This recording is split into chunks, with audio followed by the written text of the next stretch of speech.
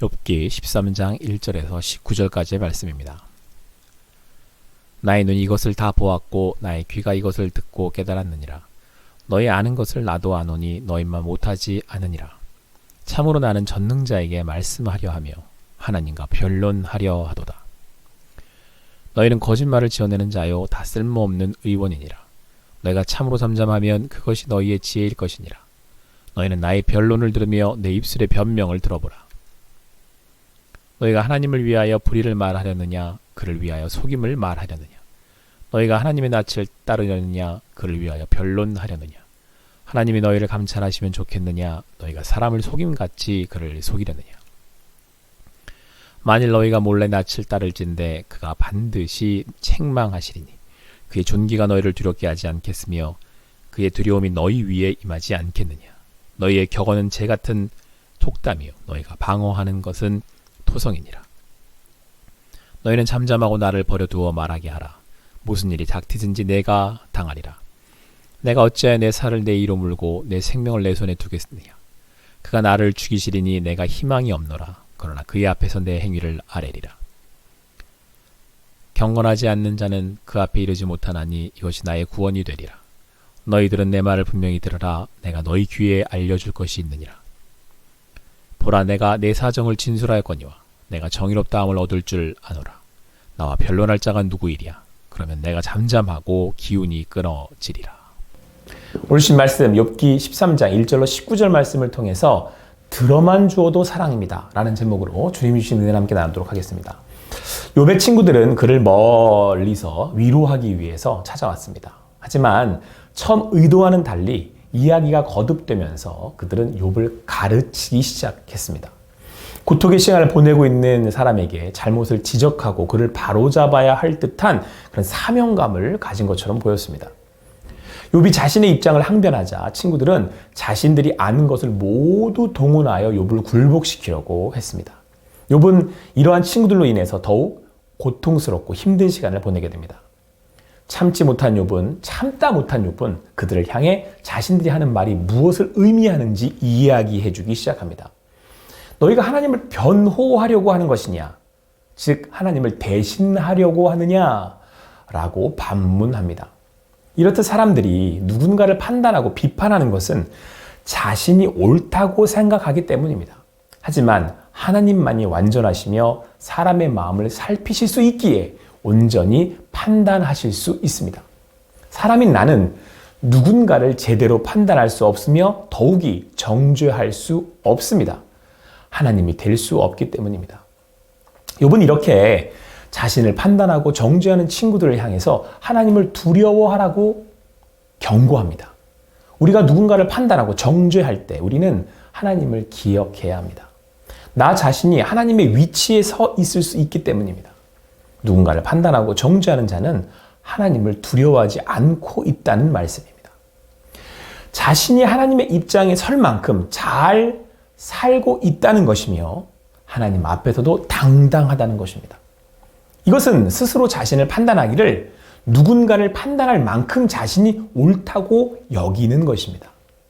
하지만 이것이 얼마나 교만하고 두려운 일입니까? 성경은 하나님이 나를 속속들이 조사하실 수 있다고 말씀합니다. 아니, 이것은 이미 하나님이 속속들이 나의 내면을 다 꿰뚫고 계신다는 것이며 그렇게 내가 말하고 행동하는 의도까지도 알고 계신다라는 말씀입니다. 우리는 하나님을 속일 수 없습니다.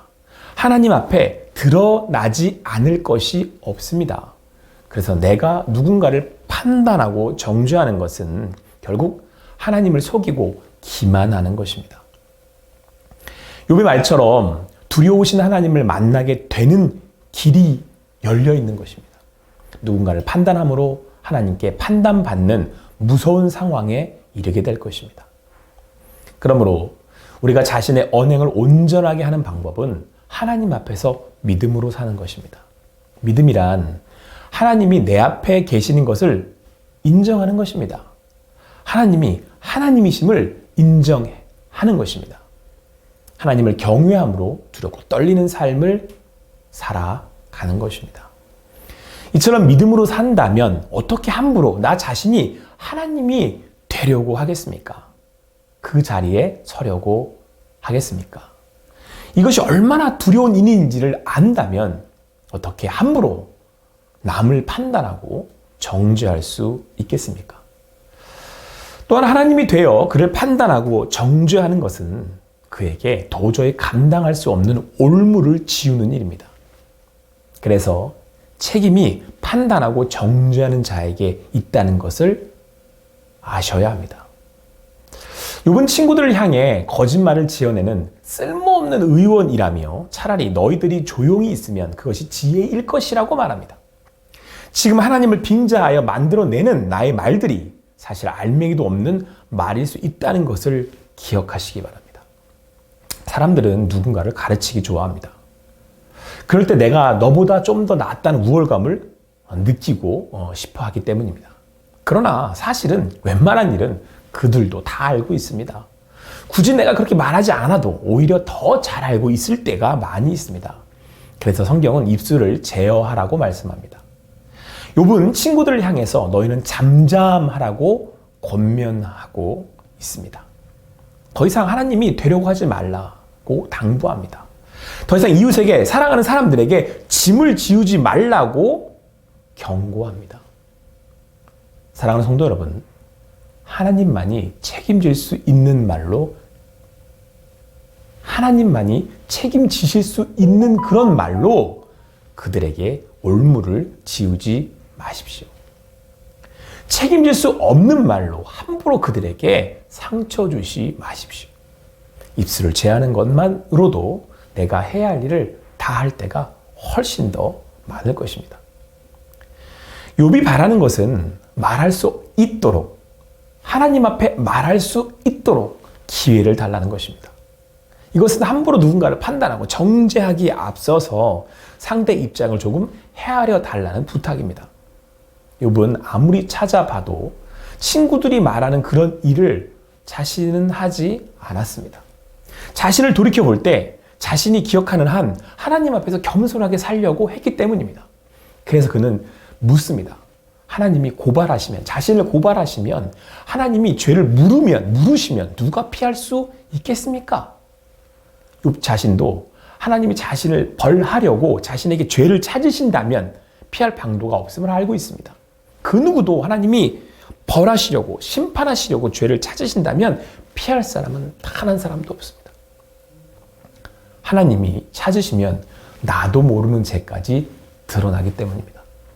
마음의 중심을 살피시는 하나님이시기 때문입니다. 그래서 욥 자신도 살고 싶기에 더욱 답답합니다. 하나님의 고난의 의미를 알지 못해 너무도 고통스럽고 외롭습니다. 그렇게 욥은 지금 하나님 앞에 나아가 토로하고 항변하고 싶을 뿐입니다. 묻고 싶을 뿐입니다.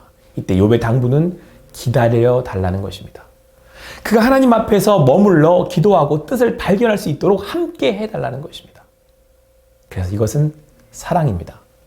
고린도서 13장에서 사랑은 오래 참고로 시작해서 절제하는 것으로 끝이 나고 있습니다. 오래 참음으로 그 사람의 말을 들어주고 고통을 함께 공감해 주어 친구가 하나님께 나아가 마음을 고백할 수 있도록 기다려주는 것입니다. 판단하여 당부하고 가르치고 싶은 마음을 절제하여 그를 사랑해 주는 것입니다. 사랑하는 성도 여러분, 예수님께서는 제자들을 부르셨어요. 그러나 먼저 그들의 이야기를 들어주셨습니다.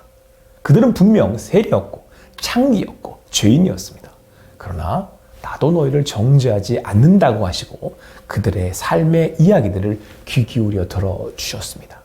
그들이 나아가지 못하는 이유를, 그들이 지금 힘들어하고 있는 이유를, 그들이 지금 답답하고 있는 그 말을 들어주셨습니다. 기다려 주셨습니다. 우리는 죄인입니다. 예수님이 먼저 나를 찾아오셔서 나의 이야기를 들어주셨습니다.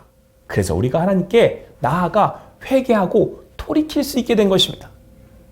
진정한 친구 되시는 예수님께서 나와 함께 하십니다. 오늘도 나의 이야기를 듣기 원하십니다. 거기에 우리 회복과 평안이 있습니다. 그렇기에 우리도 예수님께 받은 사랑, 배운 사랑으로 누군가 이야기를 들어주고 함께하며 기다려줄 때, 그를 사랑하는 것입니다. 오늘도 주님의 말씀 안에서 나의 기도를 들으시며 함께하여 주시는 하나님의 사랑을 받고 누리시고 그 사랑을 실천하실 수 있게 되기를, 실천하는 삶이 되기를, 그런 여러분과 제가 되기를 간절히 소망합니다.